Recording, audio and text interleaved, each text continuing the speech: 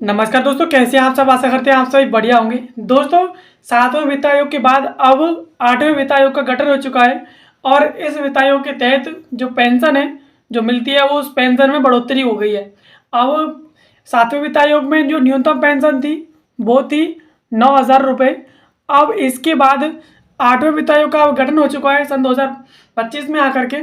तो अब 8वें वित्त आयोग में जो पेंशन मिलेगी न्यूनतम रूप से वो मिलेगी 25,740 रुपये।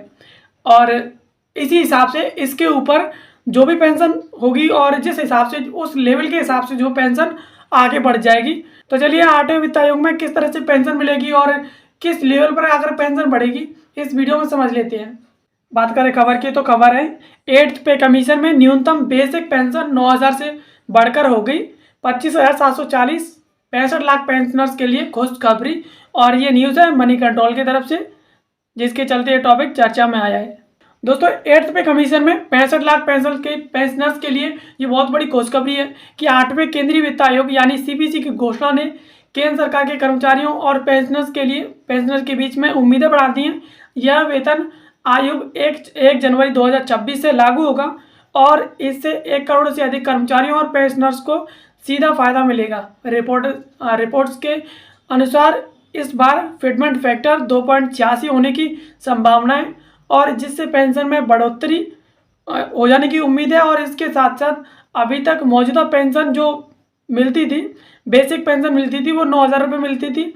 अब ये बढ़ करके 25,740 हो जाएगी। यानी 8वें वित्त आयोग में ये संभावना जताई जा रही है कि फिटमेंट फैक्टर जो है पिछली साल 2.57 था यानी 7वें वित्त आयोग में, और अब 8वें वित्त आयोग में ये संभावना जताई जा रही है कि 2.86 जो वित्त आयोग जो फिटमेंट फैक्टर है वो होने वाला है।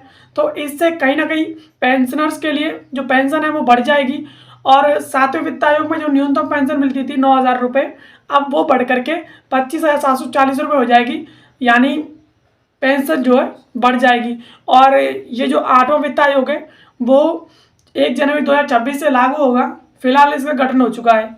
और 7वें वित्त आयोग के तहत क्या है पेंशन का स्ट्रक्चर, यानी 7वें वित्त आयोग में किस तरह से पेंशन मिलती थी उसका क्या स्ट्रक्चर था। तो 7वें वेतन आयोग को साल 2016 में लागू किया गया था और इसके तहत केंद्र सरकार के रिटायर्ड कर्मचारियों के लिए न्यूनतम जो पेंशन रखी गई थी वो रखी गई थी 9,000 रुपये मंथली। और जबकि अधिकतम पेंशन रखी गई थी वो रखी गई थी 1,25,000 रुपये मंथली। और यह अधिकतम पेंशन सरकारी सर्विस में मिलने वाले सबसे ऊंची सैलरी का 50% है। यानी 2016 में 7वें वित्त आयोग का गठन हुआ था और उसके बाद इसमें जो पेंशन थी वो तय की गई थी। मंथली न्यूनतम रखी गई थी 9,000 रुपये और अधिकतम रखी गई थी 1,25,000 रुपये। और ये जो 1,25,000 रुपये है वो सरकारी जो सेवाएं हैं उनमें सरकारी सर्विस में सबसे अधिकतम जो सर्विस है उसका 50% है। और इसके अलावा महंगाई राहत यानी डियरनेस रिलीफ डीआर पेंशनर्स को महंगाई के प्रभाव से बचाने में अहम भूमिका निभा रही है।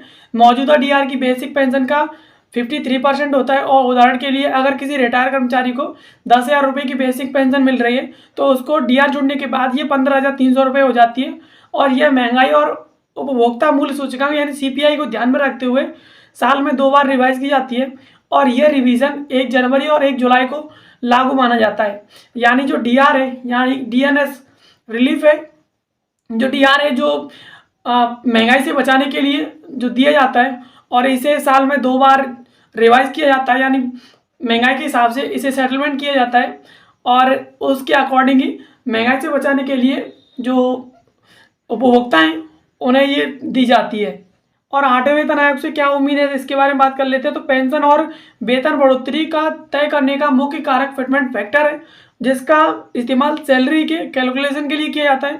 और 7वें वेतन आयोग ने 2.57 का फिटमेंट फैक्टर अपनाया था, जिससे वेतन और पेंशन में बड़ी बढ़ोतरी हुई थी। और 8वें वेतन आयोग के लिए प्रस्तावित जो फिटमेंट फैक्टर है वो 2.86 है और इससे भी अधिक होने की उम्मीद जताई जा रही है। यानी जो पेंशन है वो तय की जाती है फिटमेंट फैक्टर के हिसाब से और वेतन भी फिटमेंट फैक्टर के हिसाब से ही तय की जाती है और उसी के अनुसार कैलकुलेशन की जाती है और उसके आधार पर ही जो पेंशन है और वेतन है वो बढ़ाया जाता है। 7वें वेतन आयोग में जो फिटमेंट फैक्टर अपनाया गया था वो अपनाया गया था 2.57 का और 8वें वेतन आयोग में फिटमेंट फैक्टर जो प्रस्तावित है अब तक 2.86 का है और इससे भी आगे बढ़ाए जाने की उम्मीद जो जताई जा रही है। और अगर ये फिटमेंट फैक्टर जो 2.86 का है अगर ये लागू होता है तो क्या होगा, तो न्यूनतम पेंशन है जो मौजूदा है 9,000 रुपये, इससे बढ़कर के 25,740 रुपये मंथली हो जाएगी और ये 186% की बढ़ोतरी होगी। और अधिकतम जो पेंशन है जो 7वें वेतन आयोग में रखी गई थी 1,25,000 रुपये, ये बढ़ करके 3,57,500 रुपये मंथली हो जाएगी।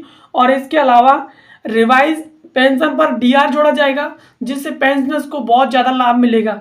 यानी अगर 8वें वेतन आयोग में इस तरह से फिटमेंट फैक्टर जो 2.86 का है अगर वो अपनाया जाता है तो पेंशनर्स को बहुत ज़्यादा फायदा होगा और इसके साथ साथ इसमें डीआर भी जुड़ेगा तो ये उनके लिए बहुत ज़्यादा जो है फायदेमंद होगा।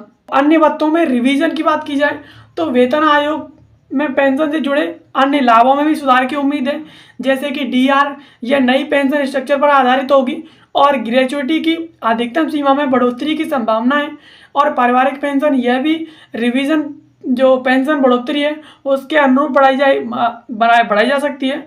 और 8वें वेतन आयोग में जो प्रस्तावित फिटमेंट फैक्टर है 2.86 का, इससे पेंशन में 186% की बढ़ोतरी हो सकती है। और साथ ही महंगाई सहित और अन्य भत्तों में होने वाले रिवीजन से पेंशनर्स की वित्तीय सुरक्षा और जीवन स्तर में सुधार होगा। और जनवरी 2026 से लागू होने वाले इस वेतन आयोग से सभी की नज़रें जुड़ी हुई हैं, यानी 8वें वेतन आयोग से जो डीआर है उसमें भी सुधार होगा और इसके साथ साथ अन्य जो पारिवारिक पेंशन है उसमें भी सुधार होगा। और 8वें वेतन आयोग में जो प्रस्तावित फिटमेंट फैक्टर है अगर वो लागू हो जाता है तो इससे पेंशनर्स के लिए बहुत ज़्यादा फायदेमंद हो जाएगा ये और पेंशन इसमें 186% तक पेंशन में बढ़ोतरी हो जाएगी। और ये जो नया वेतन आयोग है जिसका गठन हो चुका है और अब इसे लागू किया जाएगा 2026 से ये लागू हो जाएगा, तो इस पर कहीं ना कहीं सभी सरकारी कर्मचारियों की नज़रें डटी हुई हैं और इससे उन सभी कर्मचारियों को बहुत ज़्यादा फायदा होने वाला है जो कि सरकार की इस नए 8वें वेतन आयोग के तहत उन्हें ये सब रिलीफ दिए जाएंगे। तो आशा करते हैं ये वीडियो आपको पसंद आई होगी। ऐसी वीडियोस के लिए आप हमारे चैनल को सब्सक्राइब कर लीजिए। बाकी मिलते हैं किसी अगले वीडियो में किसी नए और इन्फॉर्मेटिव टॉपिक के साथ। तब तक के लिए आप सभी का बहुत बहुत धन्यवाद।